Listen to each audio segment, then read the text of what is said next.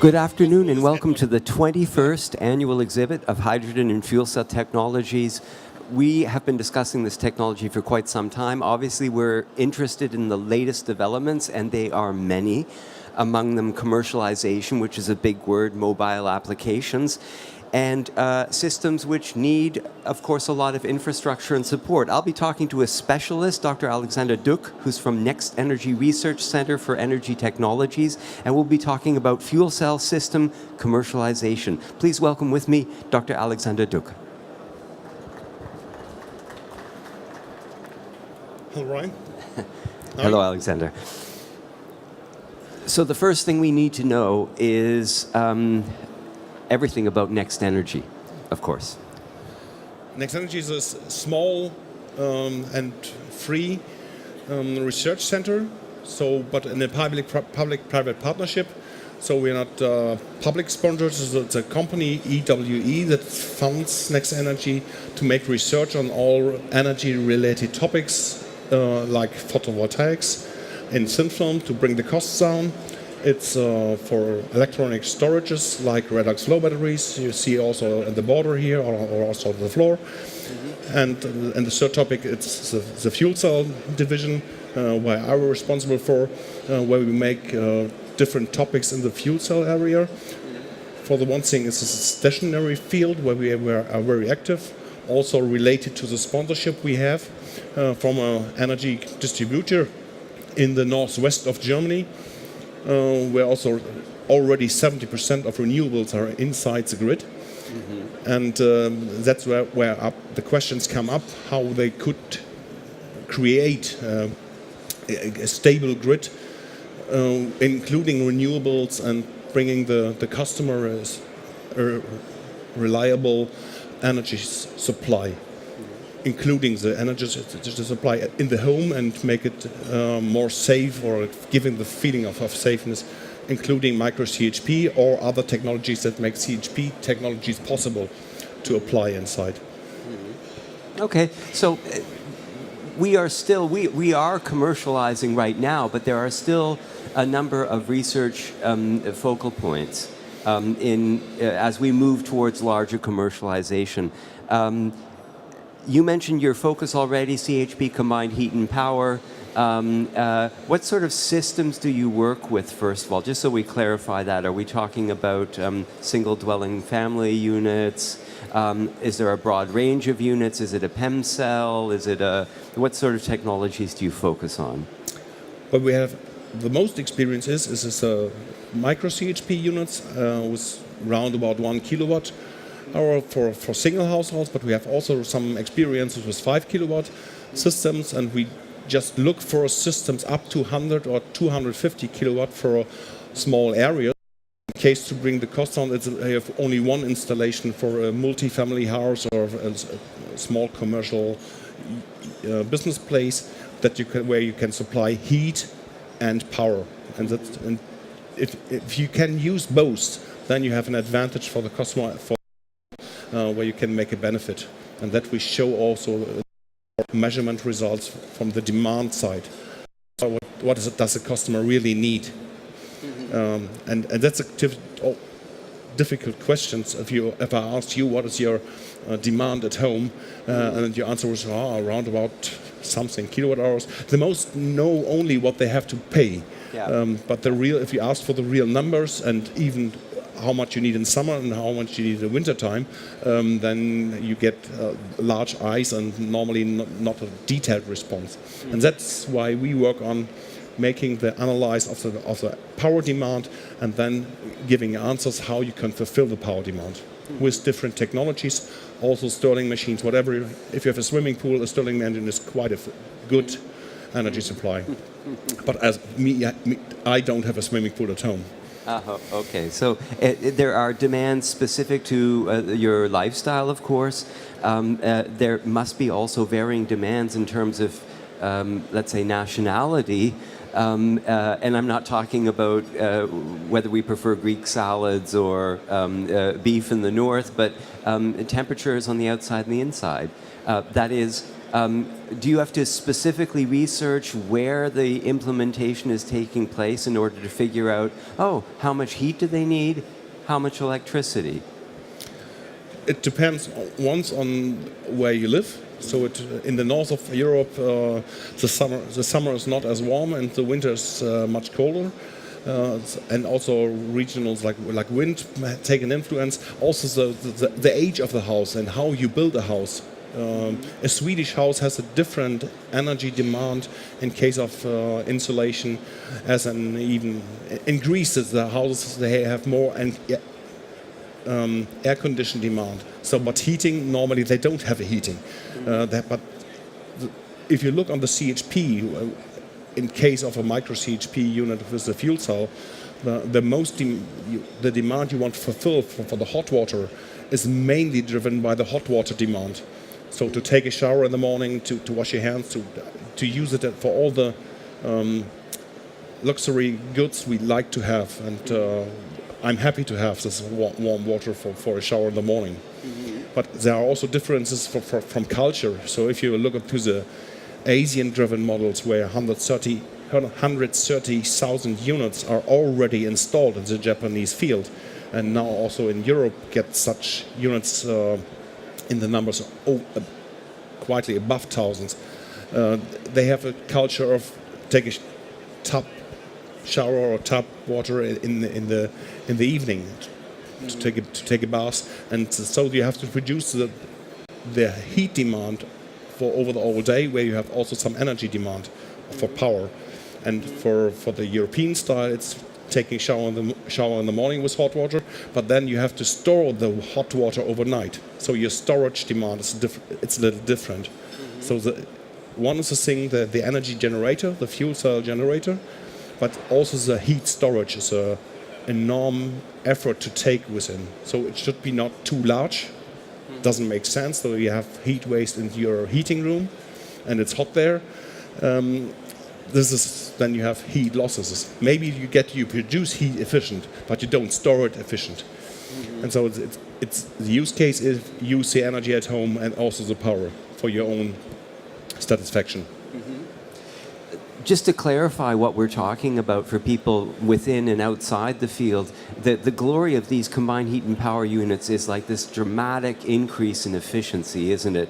When you simply burn natural gas, for instance, you have a lot of loss. If you use the same fuel in a combined heat and power unit, by recovering the heat generated at the same time as producing electrical energy, the efficiency is so large that we in fact meet what is considered mandated environmental reductions of CO2, even using conventional fuels. So that's the magical thing. That's why we take it up as a bridge technology to even renewable energies. Today's heat supply at home is mainly driven by natural gas, but you can enhance the efficiency up to 40%. And this is a number you have to get also on the payroll. But with 40% of efficiency add-on, you have to pay the investment, or the contracting partner has to take the value from this. So in this case, you come to the economic value. Yes, where you have to pay the effort from this benefit you get. So efficiency is good in case of environment. That's why we here and drive this. But if you have the benefit financial comes from the efficiency. And I like the fact that we're now mentioning both, because in fact these are commercially viable units. That is, you don't buy a roof that's cheap and only lasts 5 years. You buy a roof that is a bit more expensive but will do you 20 years. And this is the notion of investing in this technology means in the long run you're going to put money in the bank, although the initial investment is larger. That's the strategy? if anybody invests in a home heating supply, you want an investment for more than 10 years. And this covers also the other problem that you have to ensure the people that the unit you just built and or the manufacturers that are here on the floor, that you can ensure that your say HP unit will run for 80,000 hours or 10 to 20 years with actual technology, and maybe get updated only by software or something like that to keep on state of the art. And if you develop a product, it's unbelievable if you have to show 80,000 hours of robustness, then you have to develop also some accredited stress tests to show in a shorter time of development that you can reach this 80,000 of two. It's good if the customers come back without the product to deliver it back. He should come without and say, this was a good product, I want it again, or I want the following version of that. And that's only then the fuel cell could be a success story. And for this we try to provide scientific work. So this is the issue, of course, of durability, and it rather is a humorous one, because it's impossible in 2 years to prove that the 10-year lifespan is a given. But you have to be inventive, and this is your business, isn't it? To sit down and figure out how to do something. Is there anything in the industry that you can think of as a metaphor for what you're doing that is testing something with all the stress factors that would occur over 80,000 hours within the space of a year or two? How do you do that? So in different ways. So the one way is we test the full system as a black box. We connect it to the natural gas and look for the efficiencies and how it degrades over the time. That's the final product. And we can see it over lifetime and try to make profiles on it that are not so useful sometimes. So start-stop scenarios are one of the most bad or issues that you can supply on, for example, a SOFC unit, or idling temperatures that have an influence on the degradation. And this, with these factors of degradation, we go to the smaller cell unit. So if you identify that the MEA as one of the products that are inside the fuel cell start to degrade, you have to understand the mechanism of degradation. So what does the catalyst do? How the membrane degrades, and also some mechanical issues inside the stack.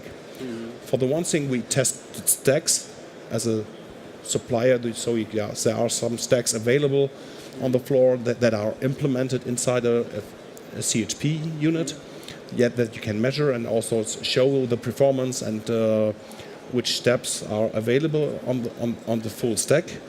But then the further step down inside the MEA, we can show how compression and decompression, it's like a foam. The GDL is a structure that can break down. And if the fiber breaks, there's only a small membrane there with 25 up to 10 microns in the cars that if you pick it through, and then you have a gas leakage that you never can repair inside the stack. Then you have to take it up, and it's useless. You can do it as an engineer, but not as a product out with 10,000 pieces. And will be not done in the field. And those degradation pathways we make research on and give answers also on the material development for the future stacks that will be outcome hopefully in the next or over next generation. So durability is sort of one side of a potential cost reduction. The longer the lifespan of the fuel cell, of course, the cheaper it is over time. But what other ways can we reduce the costs of these fuel cells, the combined heat and power units, so that they become so affordable that people really will invest in them for the savings? So one intention is coming up with the fuel cell units are now available. It's an economy of scale. For this pathway, we as Next Energy could not help so much. So we are a research organization and looking for more on the fundamental materials and operation things where we can help. And this is only to avoid degradation pathways in the operation field, and on the other hand, to bring the cost down, you have to use cheaper material in principle. So platinum is well known as one of the more expensive things of the world, and if you can bring down the platinum load on the MEAs, then you have an advantage also in costs. You can recover it from the older units, but the other pathway is to avoid it in principle from the early beginning, or reduce it to the minimum to achieve also the 80,000 hours of runtime. And this is a pathway we try to adapt, make the platinum catalyst affordable, or more accessible. So if you look on today's fuel cell, where our just say a number, 1 gram per kilowatt are on, you can try to reduce this and make it use of platinum more affordable and inside the stack, in case of the other half of the platinum is not active used. So it's lying there, but you didn't use it. And the second is to skip to an alkaline fuel cell, where we make research on, but it's a long way to go there in the next 5 years, for example, where CHP units might be available on alkaline technology, where you can skip totally to platinum-free catalysts. And this is a pathway to also bring the cost down by a factor of around about 10. And then you get into the region where normal heat appliances are also available. You have an upcoming event, it's almost another subject, the EMEA alkaline fuel cell in June. Can you tell us a bit about what's going to happen in June? We try to address exactly this alkaline topic, in case that the scenario on this field of the alkaline fuel cell is mainly driven from Asia, and we try to bring it also to some specialists for the scientific work to Europe, and also collect the specialists on the European field. We had an active project in the last 2 years, and we bring the experts together to discuss pathways to even maybe speed up and get in 4 years such a unit for CHP from an alkaline fuel cell. At the moment, the alkaline fuel cells are, from the power output or power density, are a factor 8 behind the